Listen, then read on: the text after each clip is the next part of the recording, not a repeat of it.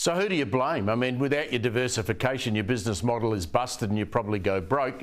You've been clever and you won't.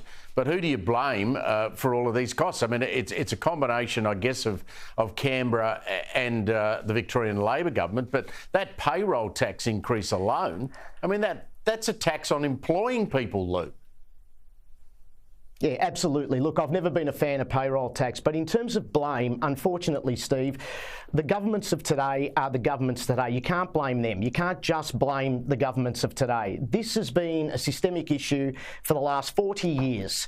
We've been throwing money every 5 years when providers are on their knees. Every 5 years, we've been throwing lumps of money at them to run and try and sustain the same model that's been in operation for that time.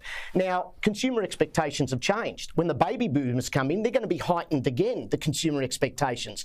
This model is not fit for purpose. It's not fit for purpose. So ultimately, to keep throwing money at it, it's only going to result in 2 or 3 years' time, aged care providers again on their knees and requesting an increase in funding again. So how often can the taxpayer be hit every 4 or 5 years with this, basically additional appropriation of tax monies to that service? It's a never-ending story. Surely we can see that the model doesn't work, and it's time to change the model. This insular model that 99% of aged care providers operate, because they've been shown no other way, and they've just been used to putting their hand out and just asking for more money every 5 years and guilting governments and people into the fact that they're looking after Australia's most vulnerable, so they're almost forced to give them money because it's politically the right thing to do.